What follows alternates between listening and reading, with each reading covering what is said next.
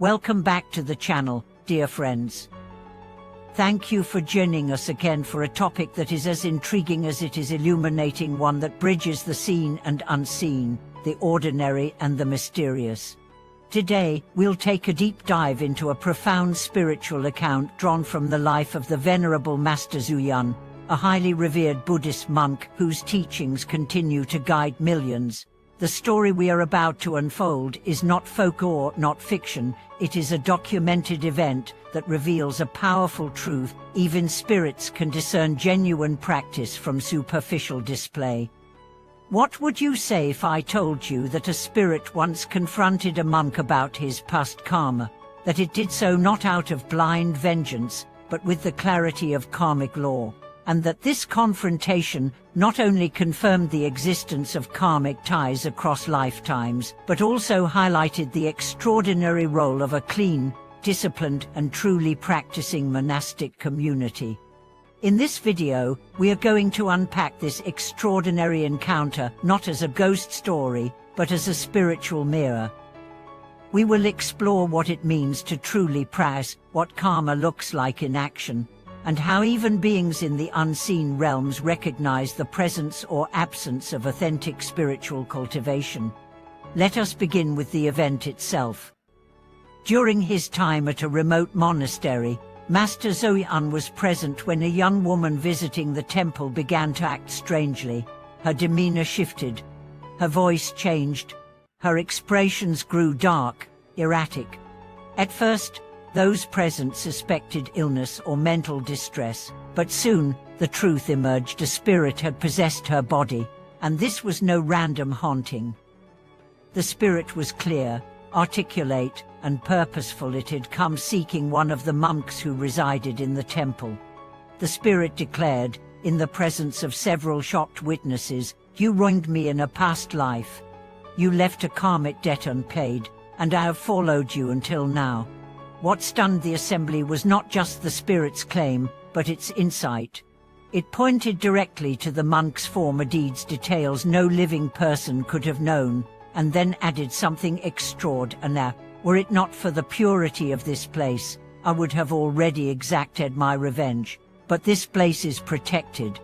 Its precepts are upheld. The Dharma is alive here. So I will not harm you." Let's pause here. What does this mean? First, it affirms a central tenet of Buddhism: karma is real. It transcends lifetimes.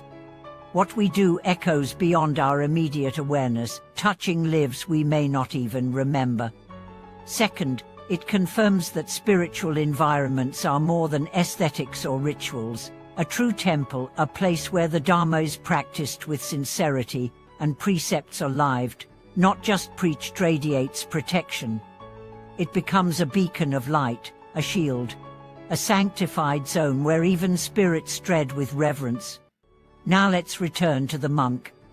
When faced with the spirit's accusations, he could have denied them. He could have run, he could have deflected, but instead, he bowed his head. He admitted his past transgressions. He acknowledged the suffering he had caused. He did not defend himself. He repented. He sought reconciliation through Dharma, and because of that, the spirit did not retaliate. It accepted the monk's remorse, received transference of merit, and left in peace. This story contains so many layers of truth that it would take hours to unfold them all. But here are some that stand out. First, true repentance is not about saying sorry, it's about changing energy. The monk didn't just apologize. He owned the consequences of his actions. He offered merit.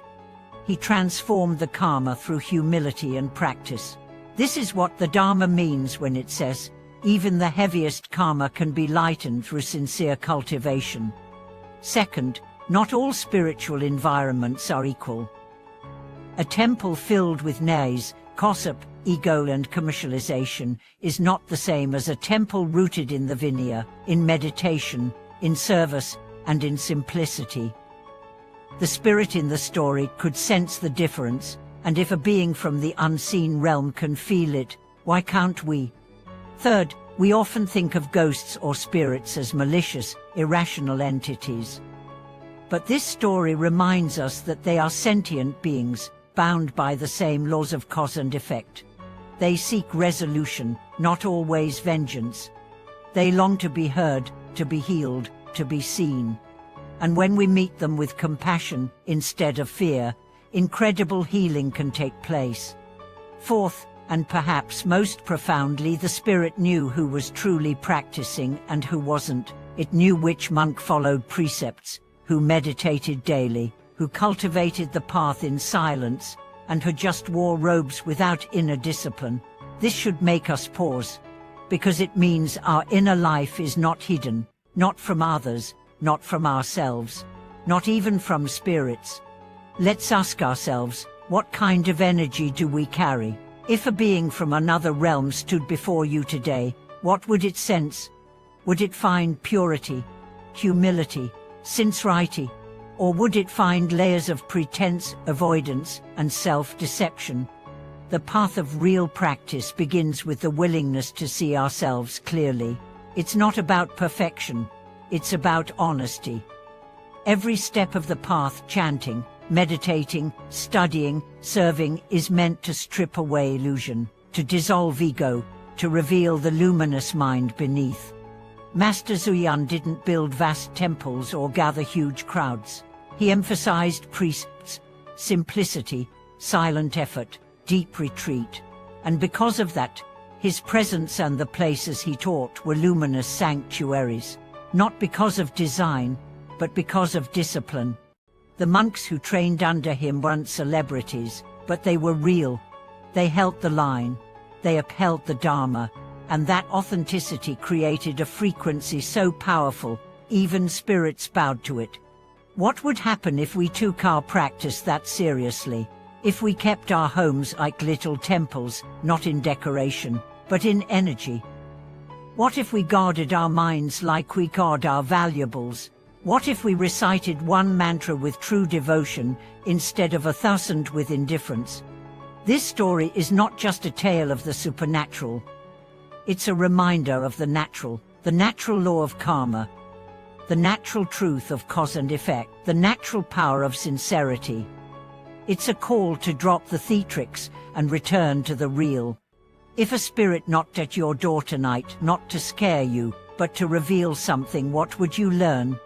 What would you be willing to heal? What merit would you offer in response? We don't need to fear the unseen.